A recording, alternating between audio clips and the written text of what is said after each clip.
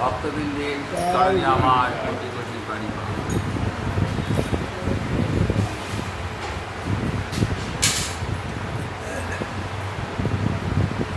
আজ পূর্ণ একাদশী,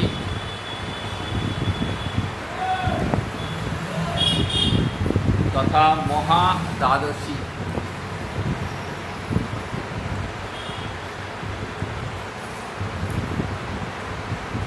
পক্ষবর্ধিনী মহা দ্বাদশী বলা হয়। আবার অন্নদা একাদশী বলা।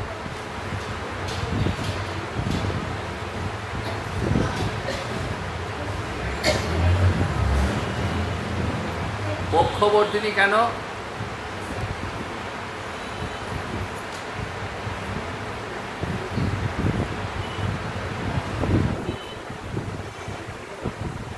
না, অমাবস্যা বা পূর্ণিমার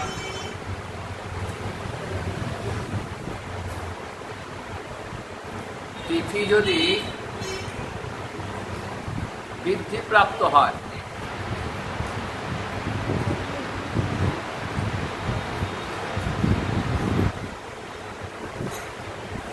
পরের দিনও সেই তিথি স্পর্শ থাকে,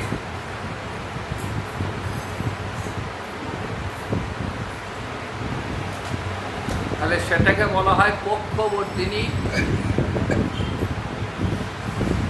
মহা দ্বাদশী।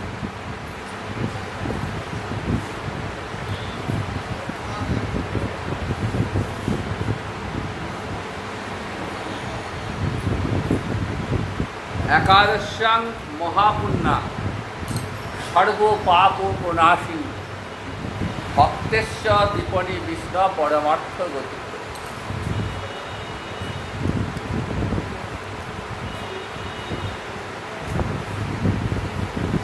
বৈদিক শাস্ত্রে একাদশীর মহিমায় বলা হয়েছে, একাদশীর মতো মহাপুণ্য তিথি জগতে আর দ্বিতীয় নাই।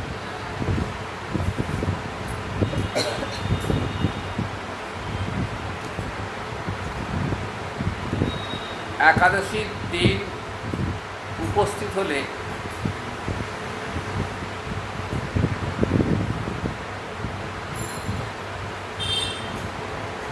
স্বয়ং ভগবান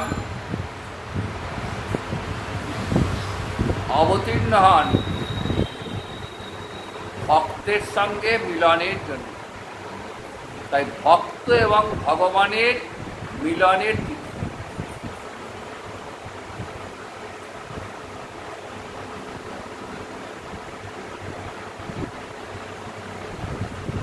আবার একে হরিবাসর তিথিও বলা হয়। হরিবাসর,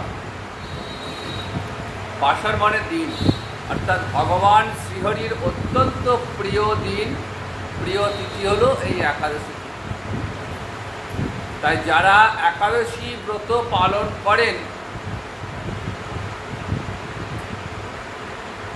তিনি বা তারা ভগবানের অত্যন্ত প্রিয় হন। সর্ব পাপ প্রণাশী, এমন এক ব্রত যে ব্রত পালন করলে সমস্ত পাপ বিনাশ হয়ে যায়। জেনে বা না জেনে অনেক পাপ আমাদের হয়ে থাকে। এই পাপ নাশ করার উপায় হচ্ছে নিষ্ঠার সঙ্গে একাদশী ব্রত পালন করা।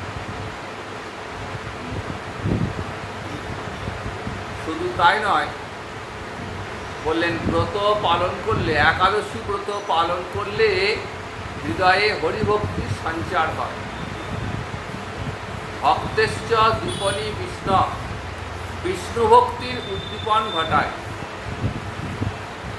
ভজনের আকাঙ্ক্ষা জাগ্রত হয় এবং পঞ্চম পুরুষার্থ যে কৃষ্ণ প্রেম পরমার্থ গতি প্রদান,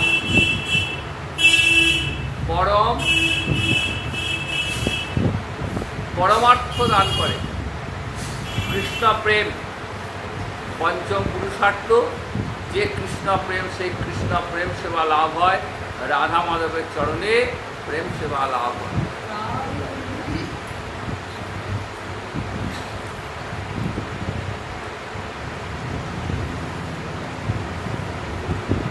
সনাতন গোস্বাইপাদ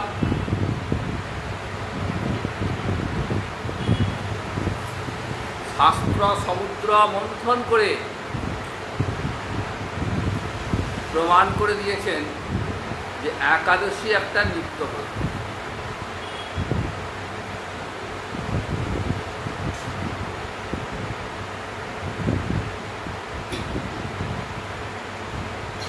নিত্যব্রত কোনগুলি?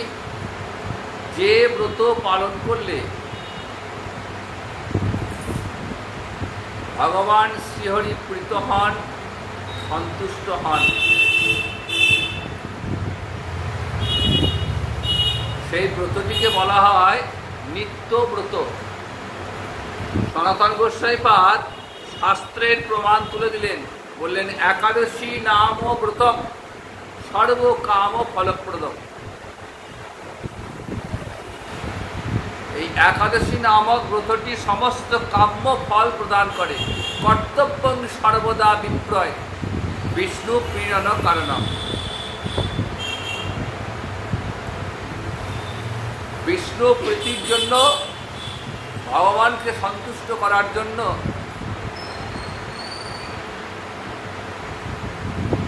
প্রত্যেকের কর্তব্য হলো একাদশী ব্রত পালন করা।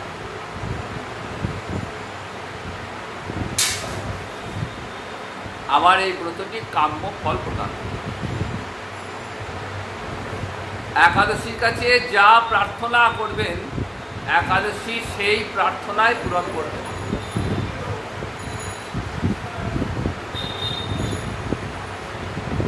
যদি কেউ একাদশীর নিকট দেহে রোগ মুক্তি প্রার্থনা করেন, সেই মনস্কামনা পূর্ণ হবে। দুষ্ট গ্রহের প্রভাব থেকে মুক্তি লাভ করতে চাইছেন, সংসারে শান্তি আসছে না, মনে শান্তি আসছে না, নিষ্ঠা সহকারে ব্রত পালন করুন। ভগবান শ্রীহরি তথা একাদশী সেই ব্রত, সেই মনস্কামনা পূর্ণ করবেন। যদি কেউ ঐশ্বর্য প্রার্থনা করেন, এমনকি স্বর্গসুখ বা ইন্দ্রপদ বা ব্রহ্মপদ বাঞ্ছা করেন, সেই বাসনাও পূর্ণ হবে। যদি কোনো সন্তানহীন রমণীর সন্তান কামনা করেন, একাদশী সাধকের সেই বাঞ্ছা পূর্ণ করবে। আবার যদি কেউ মুক্তি প্রার্থনা করেন যে আমি এসব কিছুই চাই না,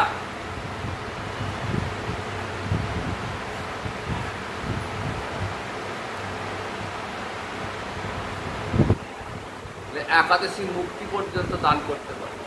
আর মুক্তির ওপরে রয়েছে রাধা মাধবের চরণে, গৌর নিত্যানন্দের চরণে প্রেম সেবালা। যাদের মনের বাসনা যে আমি মুক্তি চাই না, আমি জন্ম জন্মান্তরে যেন রাধা মাধব হে গৌরহরি তোমার চরণ সেবা করতে পারি, এই বাসনাও পূর্ণ করেন একাদশী। তাই একাদশীর মতো এমন মহাপূর্ণ তিথি জগতে আর দ্বিতীয় নেই। একাদশী ব্রত পালন করার পর আর অন্য কোনো তিথি পালনের প্রয়োজন পড়ে না। কোনো তিথি পালনের প্রয়োজন নেই, শুধুমাত্র একটাই তিথি, একাদশী তিথি পালন করলে আর কোনো তিথি পালনের প্রয়োজন হয় না। একাদশীর দিন যদি কারো মৃত্যু হয়, তাহলে তার আর পুনর্জন্ম হয় না। দেখুন, একাদশীতে মৃত্যু কিন্তু সবারই হয় না।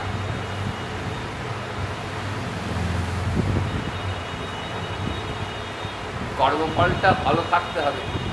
জন্ম যেমন কর্মফল অনুযায়ী হবে, আবার মৃত্যুটা কর্ম থাকতে হবে, কপালে থাকতে হবে, তবেই হবে। একাদশী তিথিতে মৃত্যু হলে আর পুনর্জন্ম হয় না।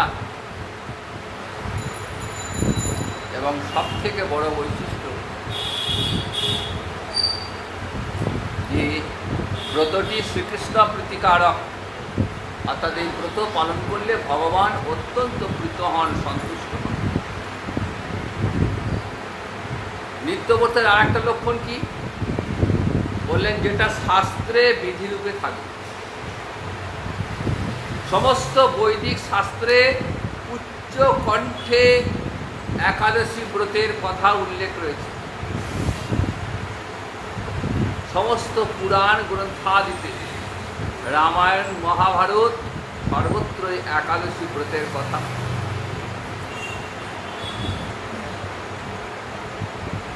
সুতরাং শাস্ত্রের বিধান এবং সেই বিধান মেনে ব্রত পালন করতে হবে। নিজের মন গড়া ব্রত পালন করলে হবে না। শাস্ত্রে ঠিক যেমন বিধান রয়েছে ঠিক সেই রকমভাবেই ব্রতটি পালন করতে হবে। এবং নিত্যব্রত সেইগুলো যেগুলো শাস্ত্রে বিধিরূপে থাকবে, আর যেগুলো নৈমিত্তিক ব্রত, লৌকিক আচার, যার কোনো শাস্ত্রীয় বিধান নেই, যে যেমনভাবে পারে সে সেইভাবে ব্রত পালন।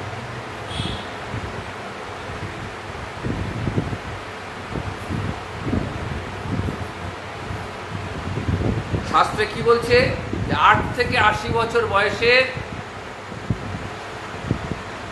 যে কোনো বর্ণ, যে কোনো আশ্রমের স্ত্রী পুরুষ নির্বিশেষে সকলে ব্রত পালন করবেন, প্রত্যেকে পালন করবেন।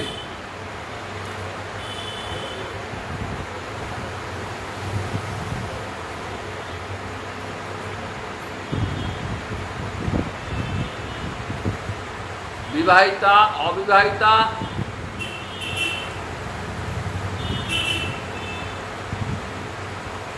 প্রত্যেক নরনারী একাদশী ব্রত পালন করত। শাস্ত্রের পরিষ্কার নির্দেশ, স্বপুত্রস্য স্বভার্যস্য স্বজনই ভক্তি সংযুত একাদশ্যাং উপবাসে পক্ষয় উভয়ের। অর্থাৎ একাদশী তিথি, একাদশী দিন উপস্থিত হলে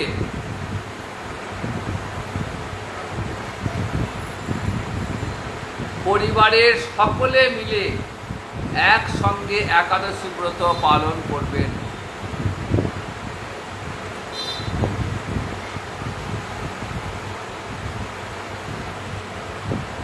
অর্থাৎ সধবা, বিধবা, বৃদ্ধ, বৃদ্ধা,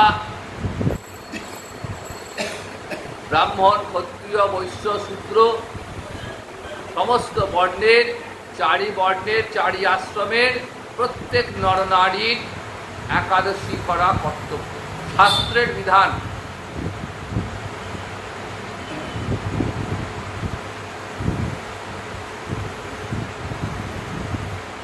প্রত্যেক দিন আমাদের সকালে ঘুম থেকে উঠে রাতে শুতে যাওয়া পর্যন্ত যে সকল কর্ম আমরা করে থাকি, ঠিক সেই রকম একাদশীটাও আমাদের একটা নিত্য কর্মের মধ্যে।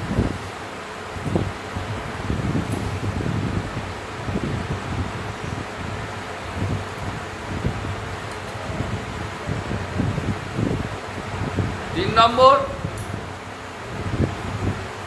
বলছে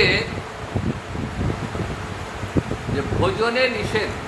নিত্যব্রতের একটা লক্ষণ যে আহারে কিছু বিধিনিষেধ থাকে।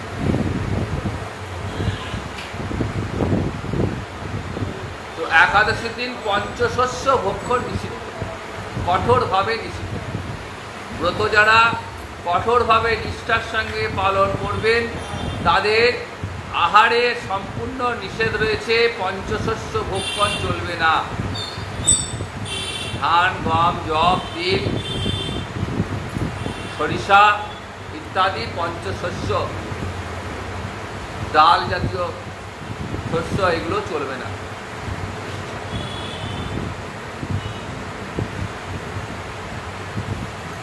একাদশীতে উপবাসটাই বিধান, নিরম্ব উপবাস। তো যারা অপারক, নিরম্ব উপবাস সকলের পক্ষে সম্ভব নয়, সেক্ষেত্রে ফলমূল আদি গ্রহণ করে ব্রতটি পালন করতে হয়। সুতরাং একাদশীর দিন আহারটা বড় কথা নয়, শরীরকে রক্ষা করবার জন্য যেটুকু প্রয়োজন সেটুকু আহার গ্রহণ করতে হবে এবং ভগবান শ্রীকৃষ্ণের নাম স্মরণ করতে হবে, হরিনাম সংকীর্তন করতে হবে এবং বেশি বেশি মালা জপ। একাদশীর দিন উপস্থিত হলে বাড়িতে ব্রত যারা রাখেন তাদের অন্যান্য দিনের মতো অত রান্নার ব্যাপার থাকে না, সুতরাং ওই দিন একটু বেশি বেশি মালা জপ করা যেতেই পারে। যত বেশি মালা জপ হবে তত বেশি ভগবানের কাছাকাছি আসা যায়। ব্রত না করলে কি হয় বললেন, অকারণে প্রত্যাখ্যায় নিত্য ব্রত। ব্রত পালন করলে ব্রত পালন করতে করতে ছেড়ে দেওয়া যাবে না। একবার ব্রত শুরু করলে সেই ব্রত কখনো ত্যাগ করা যায় না, একাদশী ব্রত বিশেষ করে।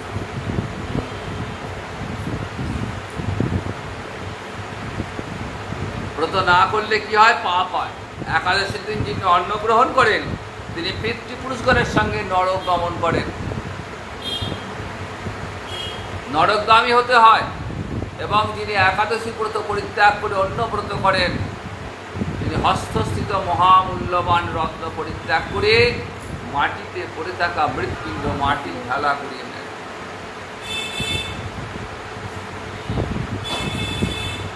এই নিত্যব্রতের 4টি লক্ষণ রয়েছে একাদশী। প্রতি মাসে 2টি করে একাদশী বিধান,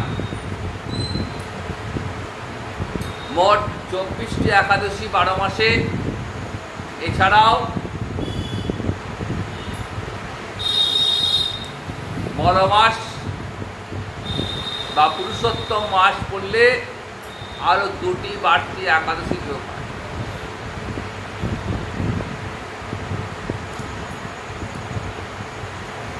আর 8টি মহাদ্বাদশী রয়েছে। এই মহাদ্বাদশী প্রাপ্ত হলে একাদশী ব্রত পরিত্যাগ করে মহাদ্বাদশী ব্রত পালন করতে হবে। এটা শাস্ত্রের বিধান। 4টি তিথি যোগে এবং 4টি নক্ষত্র যোগে। এই 8টি মহাদ্বাদশী প্রাপ্ত হলে সেক্ষেত্রে একাদশী ব্রত নয় বরং মহাদ্বাদশী ব্রত পালিত হবে এবং সেক্ষেত্রে কোনো অপরাধ হবে না। এবং মিথ্যা একাদশী সর্বদাই পরিত্যাজ্য। দশমী মিথ্যা একাদশী। একাদশীর দিন যদি দশমী স্পর্শ থাকে অরুণোদয়ে, সূর্যোদয়ের 4 দণ্ড পূর্বে অরুণোদয় হয়, এই অরুণোদয়ে যদি দশমী স্পর্শ থাকে তাহলে কিন্তু সেই দিন আর একাদশী ব্রত পালিত হবে না। যদি পরের দিন সামান্য এক ফলাও থাকে তিথিটি, সেই দিন পালন করবে। বৃদ্ধা একাদশী পালন করলে কি হয়, বৃদ্ধা একাদশী পালন করলে একাদশী ব্রতে কোনো ফল পাওয়া যায়, পাপ হয়, ক্ষতি হয়ে যায়। সুতরাং বৃদ্ধা একাদশী সর্বদাই পরিত্যাজ্য। তো আজকে যে একাদশী মহাদ্বাদশী বলা হচ্ছে, পক্ষবর্তিনী মহাদ্বাদশী, আবার অন্নদা একাদশী। এই অন্নদা একাদশীর মাহাত্ম্য বর্ণিত হয়েছে।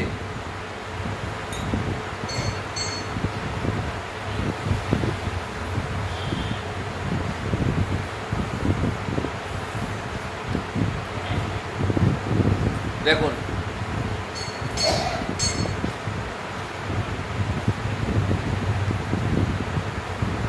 ব্রহ্ম বৈবর্ত পুরাণে ভাদ্র মাসের শুক্লপক্ষে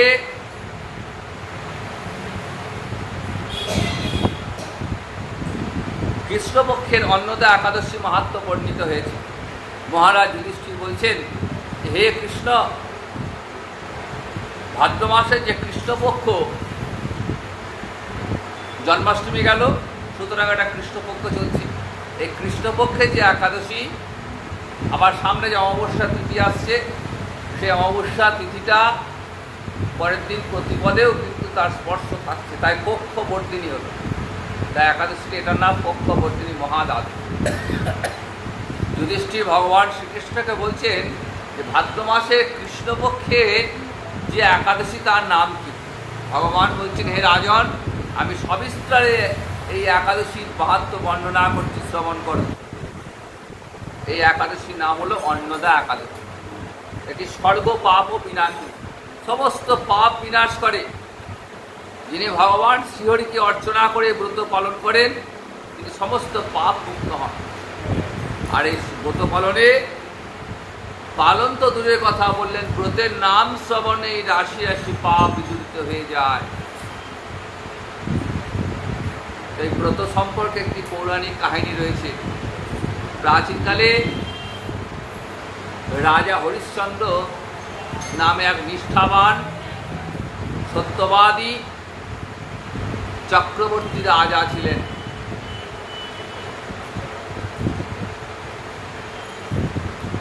সেই রাজা হরিশ্চন্দ্রের কথা আমরা সকলেই জানি।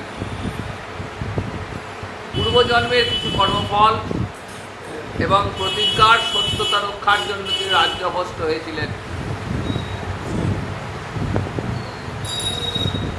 এবং সত্য রক্ষা করবার জন্য এমন অবস্থা হলো যে নিজের স্ত্রী, পুত্র এবং শেষ পর্যন্ত তিনি নিজেকেও বিক্রি করতে বাধ্য হলেন। ভগবান বলছেন, হে রাজেন্দ্র, এমনই পুণ্যবান রাজা যে নিজে চণ্ডালের দাসত্ব স্বীকার করলেন, কিন্তু সত্য থেকে কখনো বিচ্যুত হলেন না। সত্য রক্ষার্থে তিনি শ্মশানে চণ্ডালের দাসত্ব স্বীকার করেছিলেন, মৃত ব্যক্তির বস্ত্র কররূপে গ্রহণ করতেন।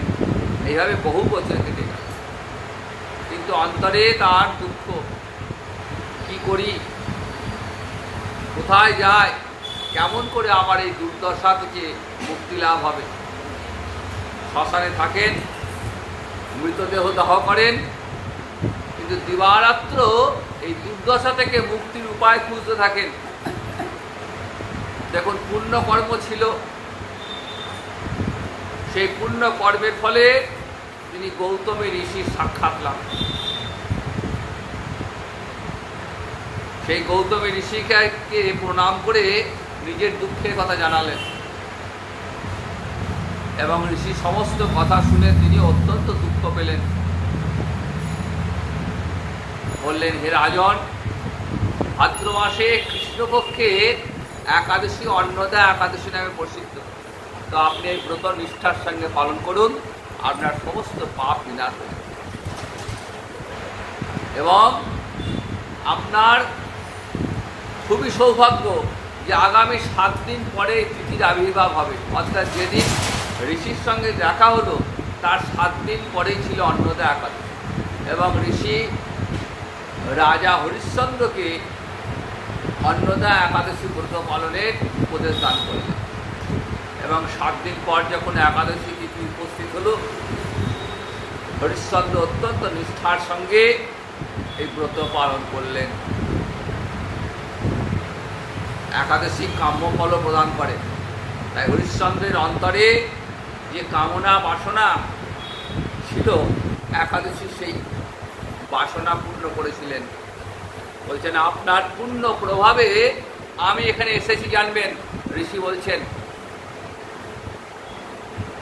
তো একাদশী ব্রত পালনের উপদেশ দান করে চলে গেলেন এবং ঋষি উপদেশ মতো রাজা হরিশ্চন্দ্র অত্যন্ত শ্রদ্ধার সঙ্গে নিষ্ঠার সঙ্গে ব্রত পালন করলেন এবং এই ব্রত পালনের ফলস্বরূপ বহু বছরের দুঃখ ভোগের অবসান হলো এবং তিনি স্ত্রী পুত্র আবার পুনরায় ফিরে পেলেন এবং আকাশ থেকে দুন্ধুবি বাদ্য পুষ্প বর্ষণ করতে লাগলেন। দেবতারা নিষ্কণ্টক রাজ্য সুখ ভোগ করলেন।